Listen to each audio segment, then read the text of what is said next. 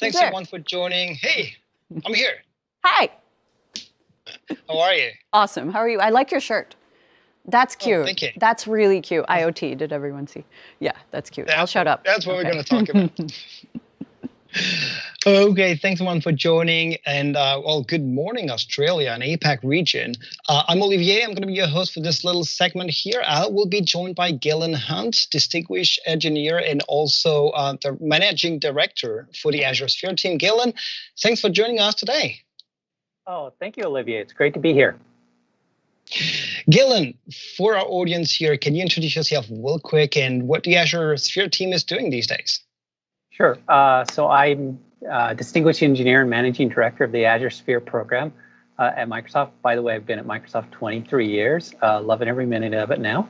And my team produces Azure Sphere, which is what we're trying to do is make it so that any company on the planet can build or deploy highly secure IoT devices so that every device they build is trustworthy from the day it's deployed until the day that it's decommissioned.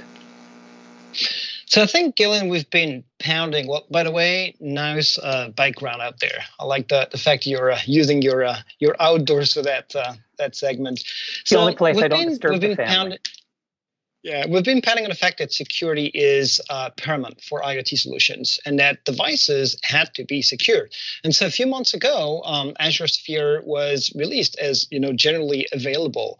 Can you tell us a bit about what that means for the product and what we've been doing since that announcement back in February? Sure.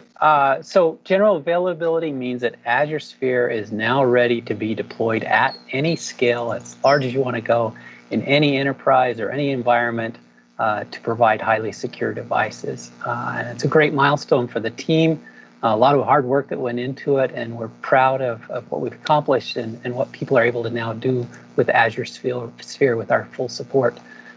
Since we were GA'd in February at Embedded World in Nuremberg, just before the COVID virus really took off in the Western world. Since then we've released. We're on a quarterly release cadence with our operating system. So we released our not only the 2001, which was the GA release, but we've since released the 2004 release, which adds some important new features, particularly for enterprise networking. So we added a feature called ETLS, support for ETLS. Which allows easy network provisioning for IoT devices on enterprise Wi-Fi networks, for example. And also, announcing it at Build is native integration with IoT Central. Again, a key feature to enable quick adoption of Azure Sphere-based devices. I think that's a great news. That integration with IoT Central actually makes me think of another type of integration. And we have so many different offers for IoT at Microsoft. One of them has been announced this GA today, which is Azure RTOS. So there's been some questions around, Azure Sphere, Azure RTOS, what are they meant for? The way I like to position that is very much saying that Azure RTOS brings the real-time capabilities, and Azure Sphere is your secure platform. So can you dig a bit deeper into that and talk a bit about that integration and how people can leverage Azure RTOS and Azure Sphere together? Absolutely. Together, Azure Sphere and Azure RTOS address the critical needs across a full spectrum of MCU and embedded IoT class devices. So start with the Azure RTOS. So what Azure RTOS is great for, it's great for constrained devices. So you got small footprint, preemptive, you need deterministic, milliseconds time cycles, for example, and time-bound capability with predictable response time. So it's all about creating safety on a device. That's what Azure RTOS does. What Azure Sphere does is provides everything a developer needs to build a highly secured device. So build a device that's connected to the internet and know that it's protected from ongoing and even new and emerging cybersecurity threats. Now, the interesting thing is they have a beautiful come-together story. So it turns out inside every Azure Sphere chip, there's two classes of processor cores.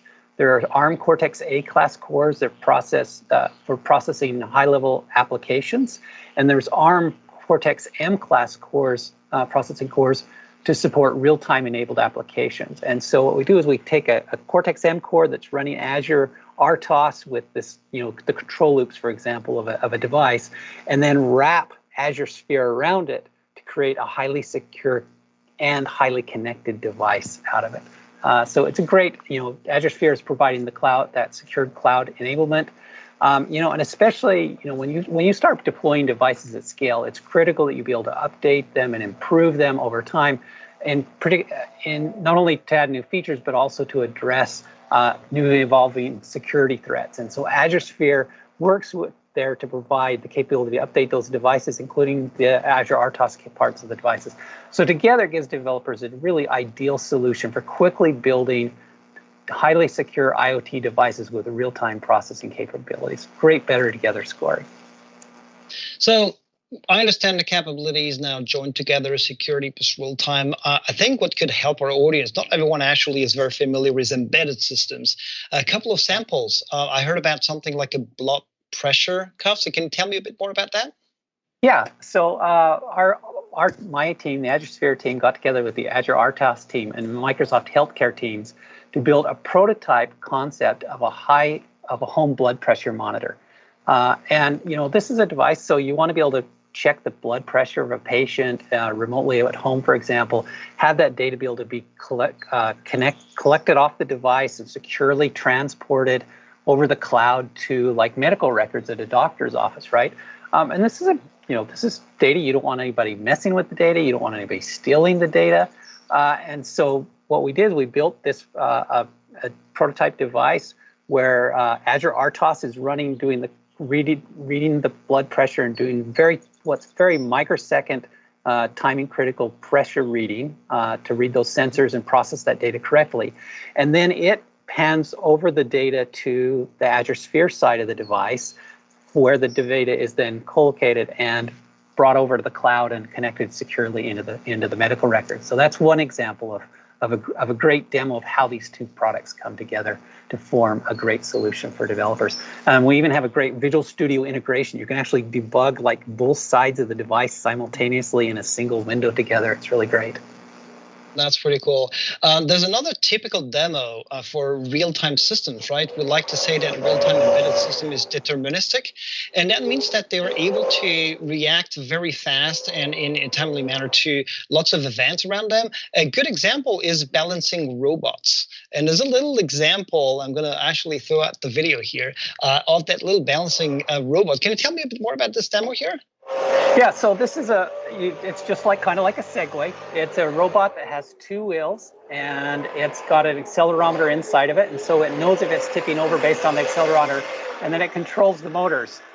And it's not the balancing robot making the noise right now, yep, right? It's someone behind you, right? Now, inside there's the Azure RTOS running on the Cortex-M cores, and also the higher level, the Cortex-A processing cores that are communicating with the cloud.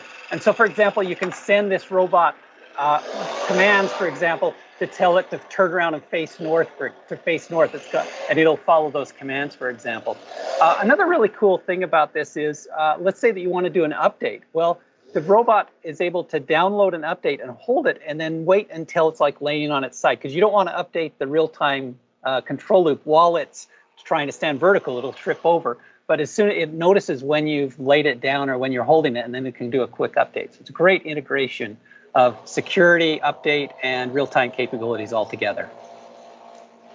This is pretty cool, Gil. And so this one actually is a demo. The previous one was a proof of concept, but we do have actual customers actually leveraging Azure Sphere these days. Can you mention a couple of these examples of customers that are actually using in production for securing their IT solutions Azure Sphere?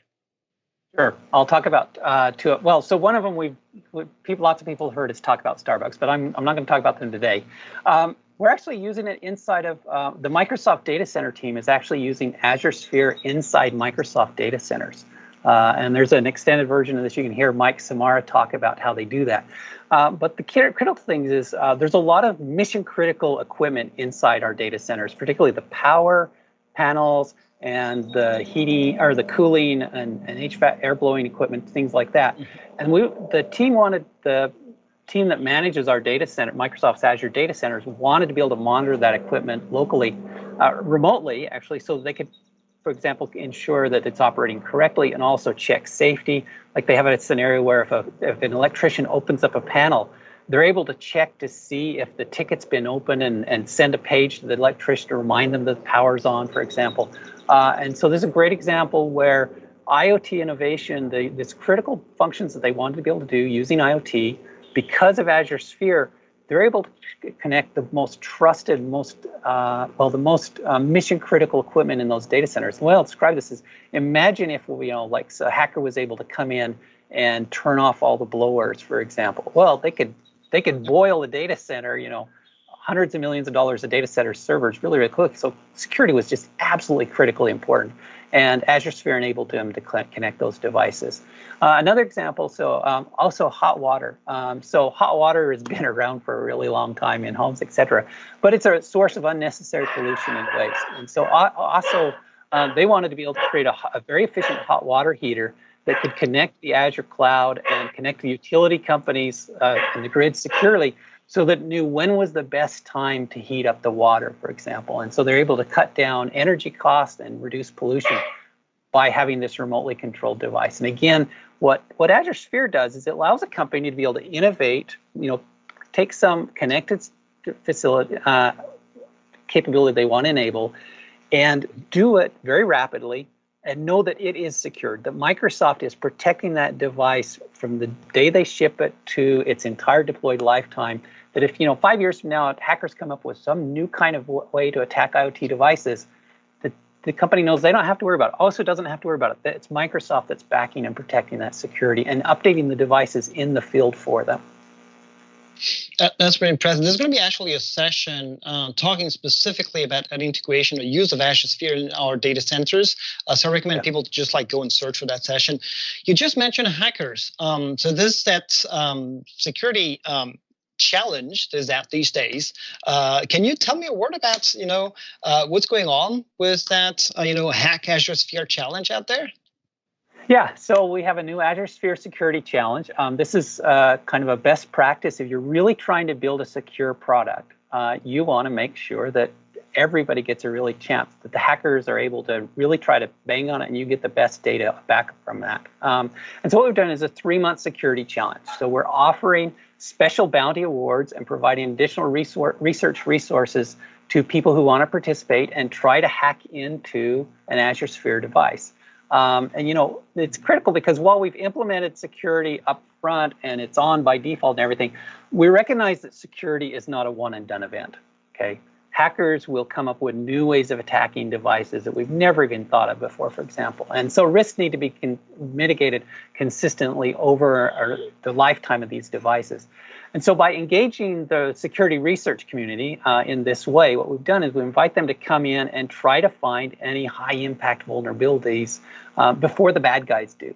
And it's part of our holistic approach that we take to minimizing the risk and maximizing security.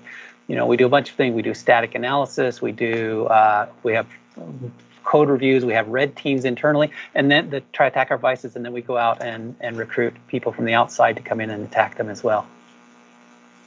This is great, Gail. There's a short link for that. I don't have a slide whatnot for that, but it's aka.ms/Azure Sphere Challenge. And there's going to be tons of sessions about IoT, talking about Azure Sphere, talking about Azure RTOS, talking about the vision for Azure IoT in general, and so forth. So maybe, Galen, before we wrap it up and hand it off back to the studios, is there a particular session you've been looking into and you're eager to attend, view, recommend to our viewers right now? Well, so there's the Azure Sphere plus Azure RTOS session where Mike Hall from our team is going to go through the demo, the Hebrides demo, the robot, the balancing robot, in great detail. He talks about how we built the hardware, how we built the software, both the real-time side and the application side and the cloud side. It's a really compelling, if you want to geek out on tech details at all layers of the stack, it is a fantastic opportunity. This is definitely a great one. Actually, it's part of a series of videos on the IoT show that we published. So here we have some links about the various Azure Sphere specific IoT show episodes that we have published.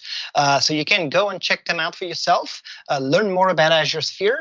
Gillen, it was really great to have you on the Build Live studios. And I hope that we're going to have tons of insight into Azure Sphere with the hackers trying to put it to his knees. And well, have a good day, everyone. And back to the studio. Thanks, Galen. Bye. Thank you.